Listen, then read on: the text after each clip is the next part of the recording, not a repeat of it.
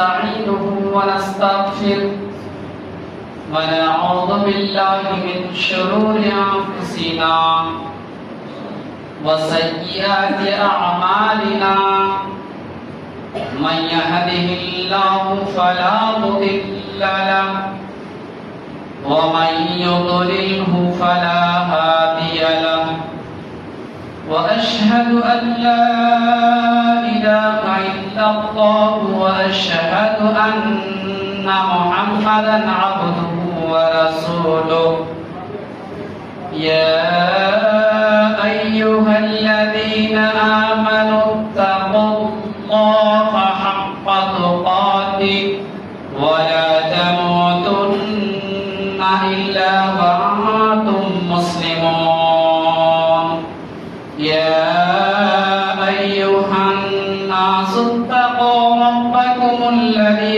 خلقكم من نفس واحدة وخلق منها زوجها وبث منهما رجالا كثيرا ونساء واتقوا الله الذي تساءلون به والأرحام إن الله كان عليكم رقيبا يا أيها الذين آمنوا اتقوا الله وقولوا قولا سديدا يصلح لكم أعمالكم ويغفر لكم ذنوبكم ومن يطع الله ورسوله فقد فاز فوزا عظيما أما بعد فإن خير الحديث كتاب الله وخير الهدي هدي محمد صلى الله عليه وسلم وشر الأمور محدثاتها وكل محدثة بدعة وكل بدعة ضلالة وكل ضلالة في النار. أعوذ بالله من الشيطان الرجيم. بسم الله الرحمن الرحيم. قاف والقرآن المجيد بل عجبوا أن جاءهم منذر منهم فقال الكافرون هذا شيء عجيب أإذا متنا وكنا ترابا ذلك رجع بعيد قد علمنا ما تنقص الأرض منهم وعندنا كتاب حفيظ إلى آخر السورة. أعوذ بالله من الشيطان الرجيم. بسم الله الرحمن الرحيم. واعلموا أنما أموالكم وأولادكم فتنة وأن الله عنده أجر عظيم. وقال النبي صلى الله عليه وسلم يصبح الرجل مؤمنا ويمسي كافرا ويصبح مؤمنا أخرجه مسلم. मोहतरम मुकर्रम मुसल्लियान इस्लाम, बुजुर्गों, दोस्तों, उलमाए दीन, हाज़रीन महफिल, हाज़रीन इज्मा, दीनी व मिल्ली भाइयों, हम उम्र साथियों और तालिबान उलूम नबूवत,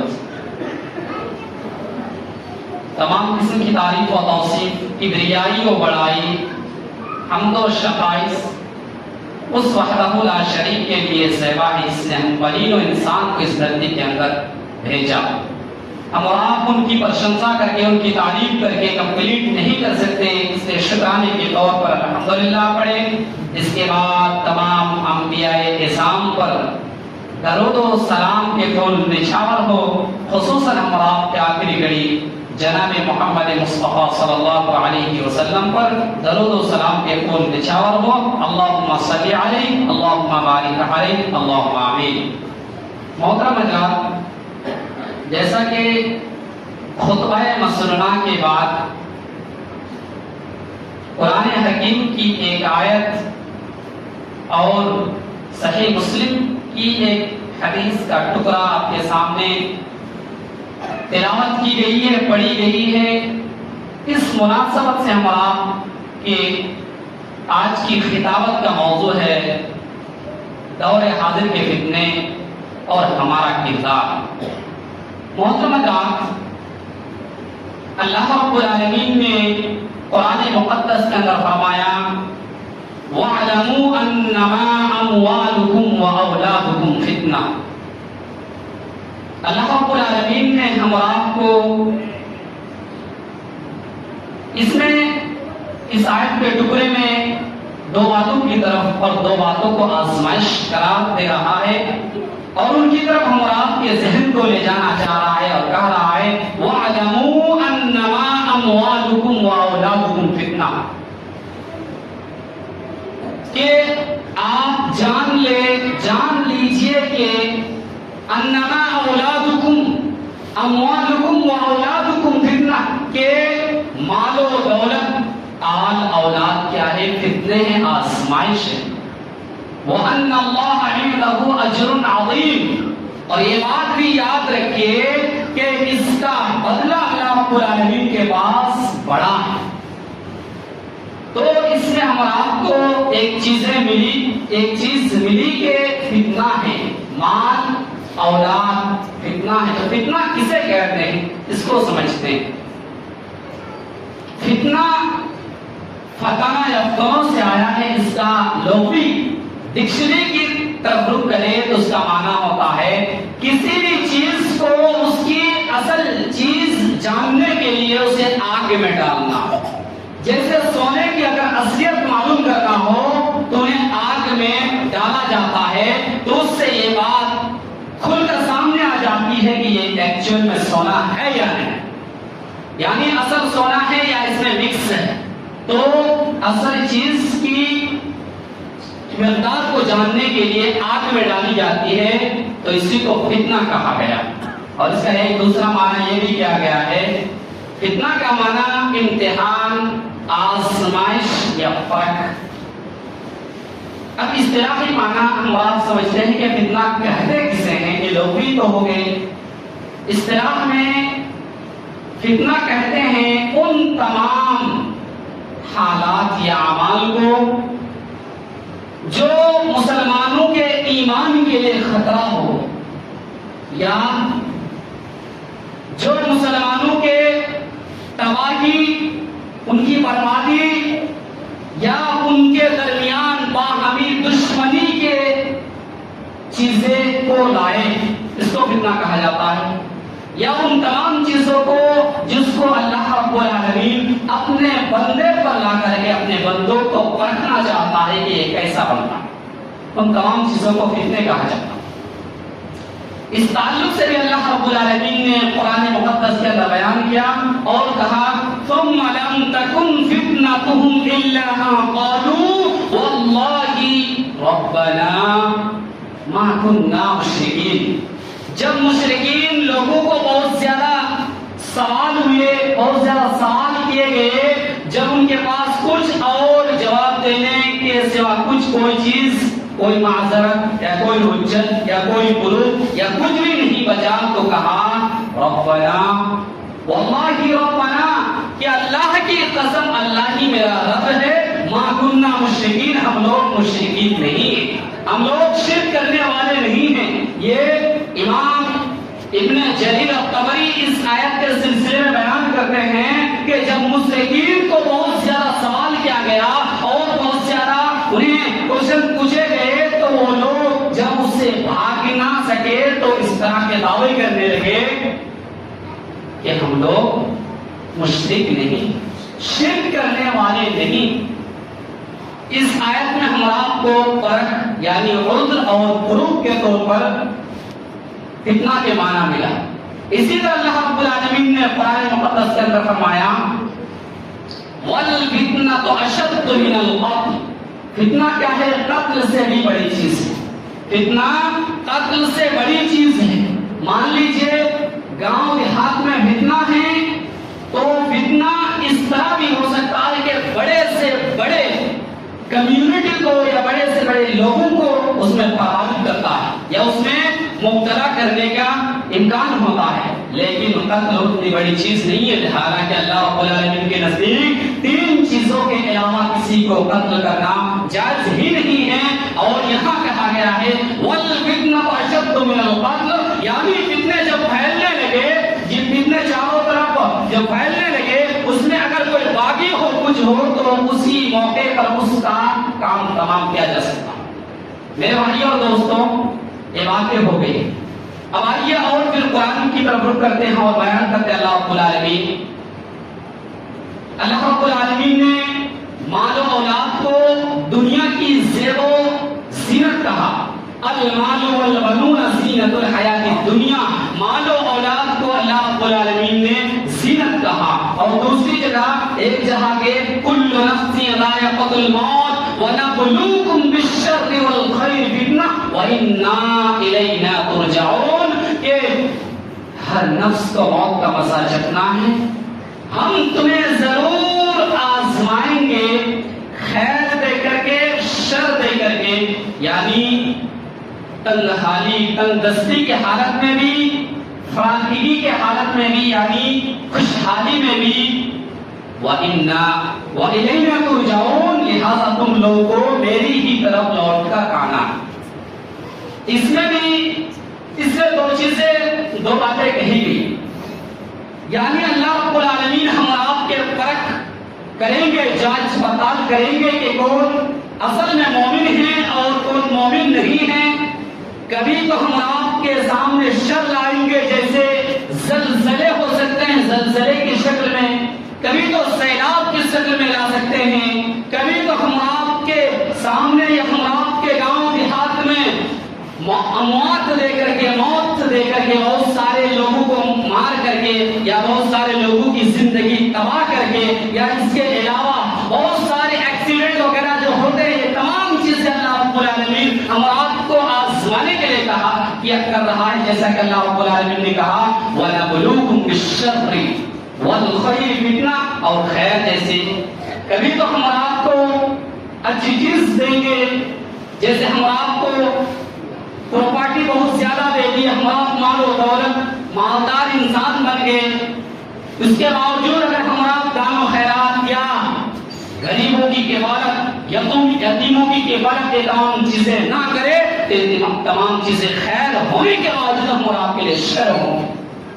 اس لیے اللہ رب العالمین نے کہا کہ یہ تمام چیزیں کرنے کے بعد وَإِلَيْنَا تُرْجَعُونَ، کہ تم لوگوں کو آخرکار میری ہی طرف لوٹ کر آنا ہے۔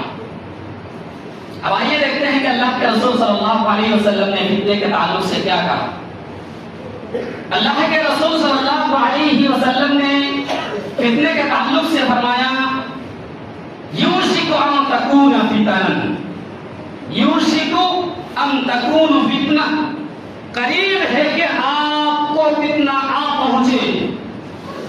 جب فتنہ آ جائے تو ہم آپ کو کیا رویہ اختیار کرنا ہوگا، یا اس کنڈیشن میں ہم آپ کا حال یا ہم آپ کے اعمال کیا ہونا چاہیے، بیان کر رہے ہیں اللہ کے رسول صلی اللہ علیہ وسلم نے، کہ یہاں سے مثال دے رہے ہیں النائم فیہا خیر من الیقظان، کہ سونے والا بہتر ہے بیدار ہونے والوں سے۔ جب فتنے چاروں طرف پھیل رہے ہیں، چاروں طرف پھیلا ہوا ہوں، تو اس کنڈیشن میں، اس حالت میں اور اس سچویشن میں یہ ہے کہ سونے والا جاگنے والا سے بہتر ہے۔ کیوں؟ اس لیے کہ اسے کوئی خبر نہیں ہے کہ کیا فتنہ پھیل رہا ہے، کیا کچھ کر رہا ہے، بلکہ ان کے ذہن میں پہلے سے جو چیزیں محور ہے، جو چیزیں فہرست ہے، اسی پر وہ عمل ہے ان کا۔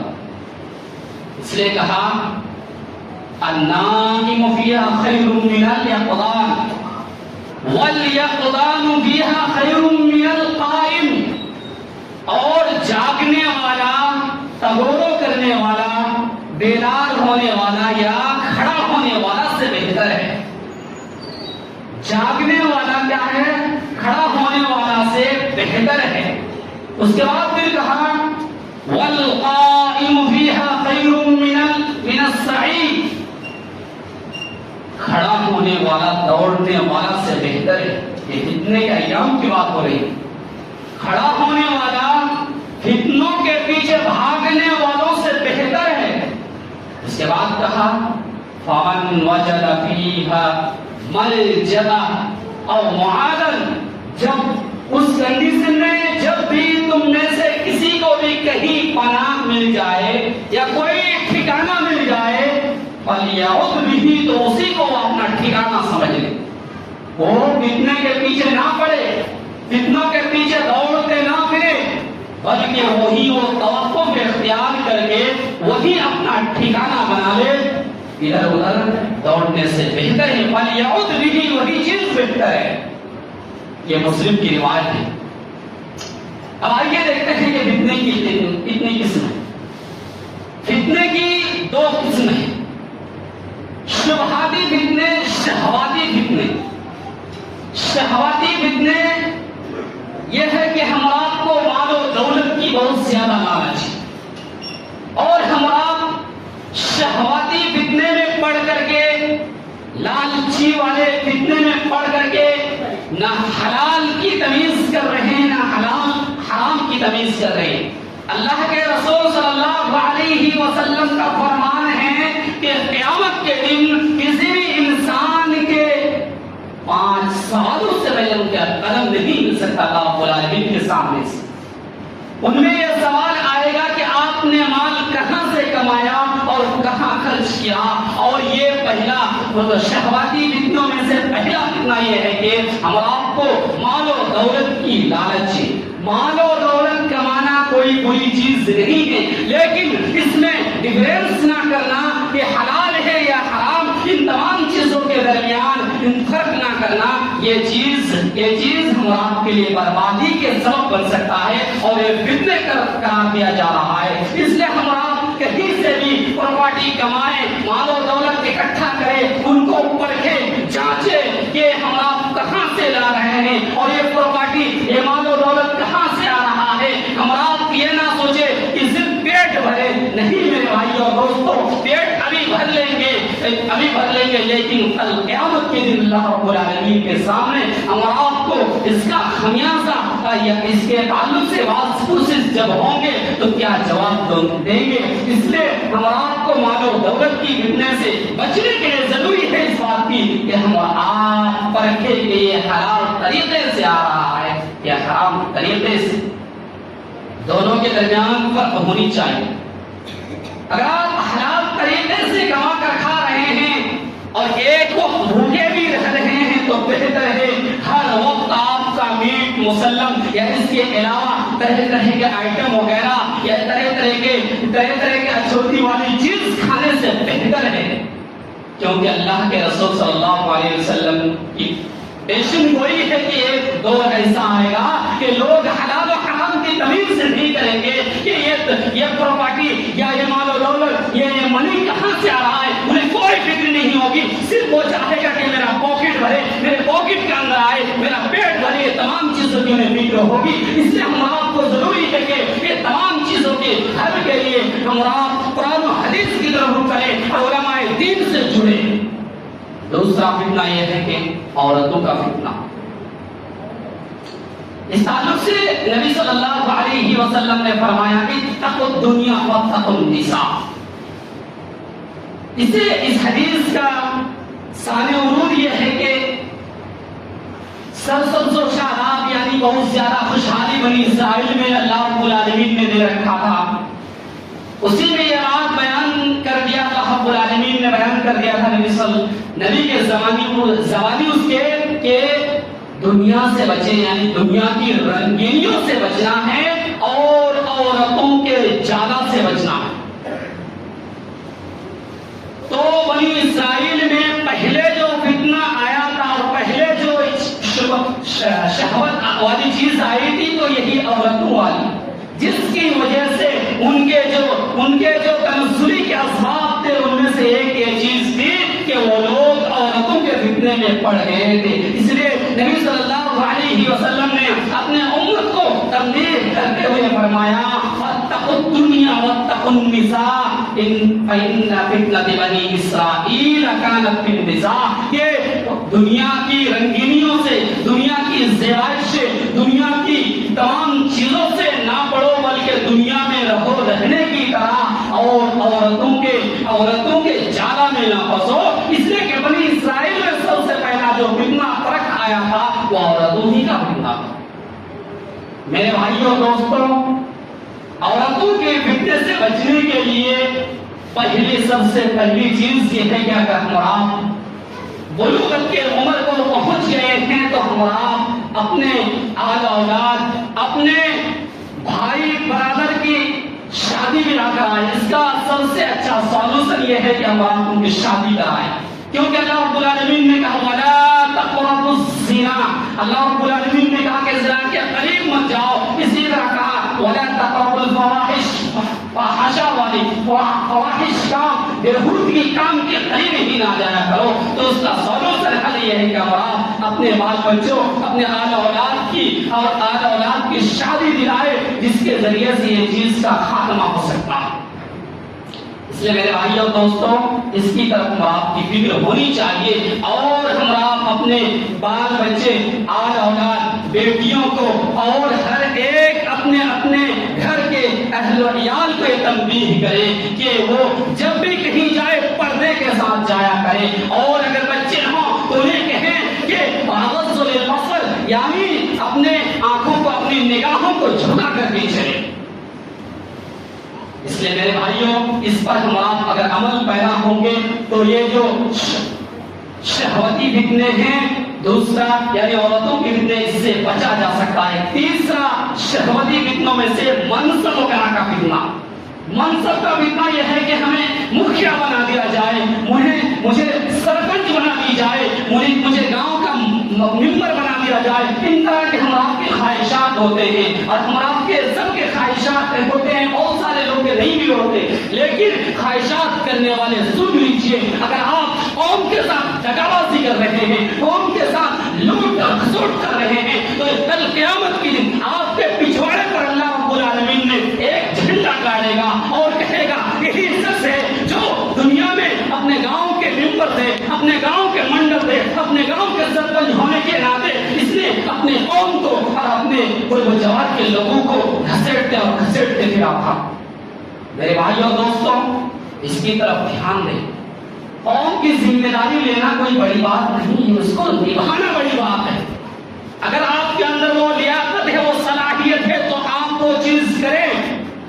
یہ چیز ہوئی نہیں ہے، بلکہ اگر آپ کے اندر وہ چھمتا ہے، وہ لیاقت ہے، وہ ایبلٹی، وہ کیپیسٹی ہے، تب یہ کریں۔ نہیں تو اگر آپ اس کی طرف نہ جائیں، کیونکہ اللہ کے رسول صلی اللہ علیہ وسلم کا فرمان ہے کہ ذمہ داری مانگ کر مت لو۔ اگر مانگ کر لے رہے ہیں اللہ رب العالمین کی مدد نہیں ہوگی، لیکن آپ نہیں چاہ رہے، اصرار کر کے لوگ دے رہے ہیں تو اللہ کی مدد ہوگی۔ اس سے میرے بھائیوں دوستوں، ہمارا منصب کی چاہ میں نہ پڑے، چاہ منصب میں نہ پڑے۔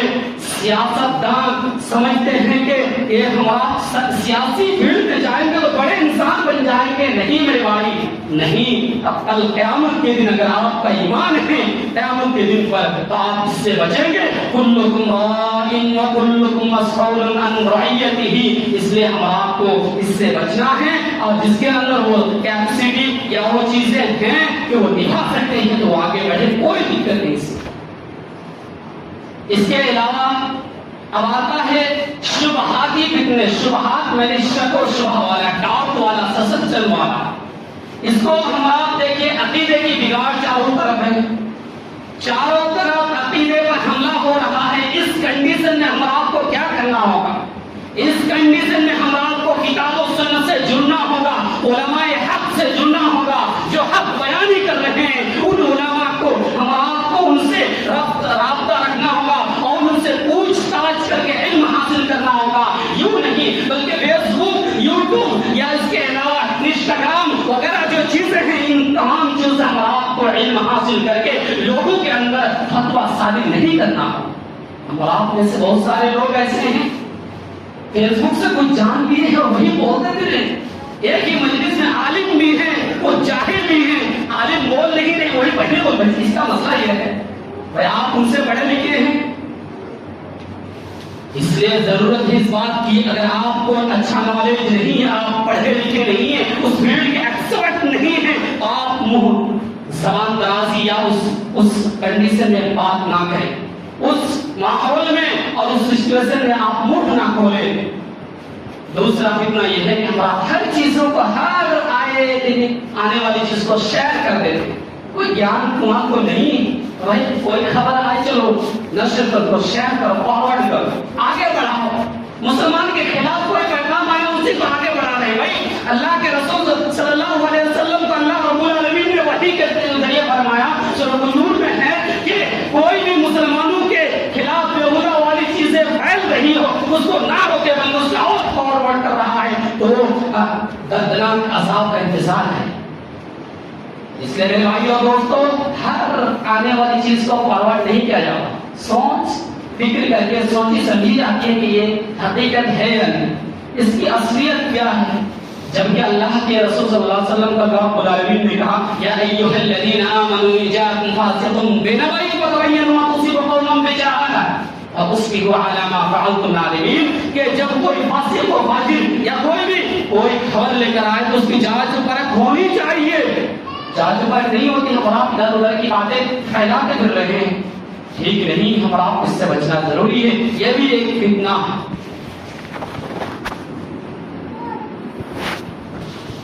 الحمد للہ نحمده ونصلي على رسوله الكريم اما بعد اعوذ باللہ من الشیطان الرجیم بسم اللہ الرحمن الرحیم وذکر فإن الذکریٰ تنفع المؤمنین. محترم حضرات، ہم آپ سن رہے تھے کہ فتنے کیا ہے اور فتنہ کے ایام میں مسلمانوں کا کردار کیا ہونا چاہیے. یقین مانیے یہ دور ایسا دور ہے کہ ہر طرف فتنے ہیں. کہیں سیاسی فیلڈ میں بہت فتنے ہیں، یہ ادھر ادھر فتنے ہیں، موبائلی دنیا میں بہت فتنے ہیں. ان تمام فتنے سے بچنے کے لیے ضروری ہے کہ ہمارا جانچیں پرکھیں اور اس کو جو اس فیلڈ کے ایکسپرٹ ہے، جاننے والے ہیں، ماہر و ماہر ہے، اس سے تحقیق کریں تاکہ کوئی کسی چیز کو آگے بڑھائے. تاکہ اللہ رب العالمین سے دعا ہے کہ یا الہ العالمین تو ہم تمام کو سوچنے سمجھنے، غور و فکر کرنے اور جو دن بدن نئے نئے فتنے آ رہے ہیں ان تمام فتنوں سے بچنے اور ان کے سولوشن جو ہے اس پر عمل کرنے کی توفیق دے. یا الہ العالمین تو ہم تمام کو دین اسلام کو صحیح طریقے سے سمجھنے، اس پر عمل کرنے کی توفیق دے. یا الہ العالمین جو دین اسلام کو آڑے ہاتھ دے رہا ہے ان کو دین اسلام سے کوئی سروکار نہیں، اللہ انہیں سمجھ دے کہ وہ دین اسلام کو سمجھے اور اس پر اچھے ٹھیک طریقے سے عمل کرے. آمین. وآخر دعوانا ان الحمدللہ رب العالمین. إن الله وملائكته يصلون على النبي يا أيها الذين آمنوا صلوا عليه وسلموا تسليما. اللهم صل على محمد وعلى آل محمد كما صليت على إبراهيم وعلى آل إبراهيم إنك